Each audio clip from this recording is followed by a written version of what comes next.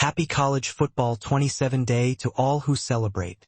After reviving the beloved franchise in 2024, this day in July has felt like Christmas come early for fans of the sport, an appetizer to temporarily satiate our hunger for next month's opening season kickoff. In honor of today's release, let's take a closer look at the roster of the Michigan Wolverines and discuss 3 accurate and 3 inaccurate player rankings. D. John Henry Daly, 92. John Henry Daly being the highest-rated player on the team is a no-brainer. He is the only returning first-team All-American on the team and is coming off a monstrous season where he finished with 11.5 sacks and 17.5 tackles for loss in just 11 games, both of which were top 7 in the country. The fact he is coming off an Achilles injury is the only reason he isn't higher than a 92. Rod Moore. A healthy Rod Moore is, hands down, at least a 95 caliber player. The speed, ball skills, tackling and feel for coverage make him one of the best safeties in the country. However, a full healthy Moore hasn't played in multiple years. He being the 3rd highest rated player on the team is fair, although he should be 2nd, but more on that later, and he will have a chance to outplay his ranking if he can stay on the field. RT Andrew Sprague, 87. Andrew Sprague is tied with center Jake Guarnera as the top-rated lineman on the team. An honor he should individually hold, but nonetheless, Sprague is quietly building a resume worthy of the next great Michigan tackle. Sprague has allowed only 1 sack and has taken only 2 penalties in 383 pass-blocking snaps over the last 2 seasons. His run blocking, although still above average, could use some polish. And if it continues to improve this season, he will be in consideration for first-team All-Big Ten. CB Zeke Berry, 82. Are we watching the games?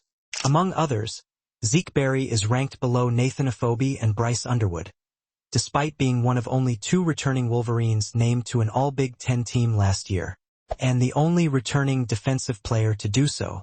Berry is the 3rd-rated corner on Michigan's team, trailing Jair Hill, 91, whose PR team has a future in Washington, and transfer Smith Snowden, 87. Let's take a look at the numbers over the last 2 years for all 3 players. Berry, 70 tackles, 2.5 TFLs, 3 interceptions, 19 pass deflections, 1 forced fumble. Snowden, Big 12, 85 tackles, 6 TFLs, 4 interceptions, 17 pass deflections, 1 forced fumble. Hill, 71 tackles, 8.5 TFLs, 2 sacks, 2 interceptions, 13 pass deflections, 1 forced fumble. Does this production justify a 9-point gap to Hill or a 5-point gap to Snowden, whose numbers come from a vastly inferior conference? Sure, Hill has better NFL upside because of his frame, but Berry is a positional versatile chess piece who has flashed playing corner, nickel, and safety the last 2 seasons. Berry sharing the same ranking with Andrew Babalola, who has never played 1 snap at Michigan and is coming off a season-ending injury as a freshman, makes 0 sense. This ranking is for the player we saw for the first half of the season in 2024 and not the player he has developed into since. J.J. Buchanan, 79. Seriously, are we watching the games? J.J. Buchanan is Michigan's WR2 with a bullet. Put it in Sharpie, lock it in, call your Kalsher guy. It's Buchanan. Yet, he is ranked as WR3, trailing Jamie French by 2 points and sharing a rating with 2 incoming freshmen, Malachi Lee and Alistair Vallejo, and a generic name-generated kicker due to nil restrictions. In fact, Buchanan is closer to freshman receiver Travis Johnson than he is French. Breath. The numbers aren't even a conversation between the 2. French has 1 career catch for 6 yards, while Buchanan was the leading freshman pass catcher in the Big 12 last season with 26 catches for 427 yards and 5 touchdowns. Moreover, he put up these numbers in Jason Beck's offense, giving him a leg up on all other pass catchers on the team in terms of familiarity. With experience in the system, an uncontested power forward receiver role, and a competent quarterback, Buchanan could finish the season closer to Andrew Marsh statistically than French. LB Chase Taylor, 72. Okay, what the hell, guys? Chase Taylor is ranked the same as defensive tackle Chibi Anwuna and trails players such as wide receiver Jamar Browder, quarterback Brady Smigiel, and punter Cameron Brown.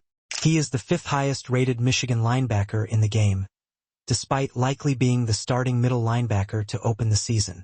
Taylor has the size at 6'2", 237 pounds, and he has transformed his body to be ready to step into a starting role. And the only thing growing faster than Taylor is the chip on his shoulder. Per CBS Sports, despite Taylor not ranking among the top 65 linebacker prospects in the 2025 recruiting class, there are high hopes internally at Michigan for the 6'2", 235-pound Georgia native. Taylor recorded 10 tackles as a freshman last year. He's going to be a good player, a source said. Seeing his frame fill out, his athleticism, his ability at the point of attack, he's just a good player overall. And to see someone have that kind of poise and presence already at 19 years old is impressive. As recently as last week, linebackers coach Alex Whittingham was raving about Taylor to John Jansen. Chase Taylor, man, he's going to be special. I think we should be really excited about him. He's filling out, putting on weight, maturing as a student, as a player, as a person. He makes things look easy out there and just has so many athletic gifts that he's been blessed with. And he's going to be fun to watch for sure. Taylor being rated 72 is insulting, but that will only add to the chip on his shoulder.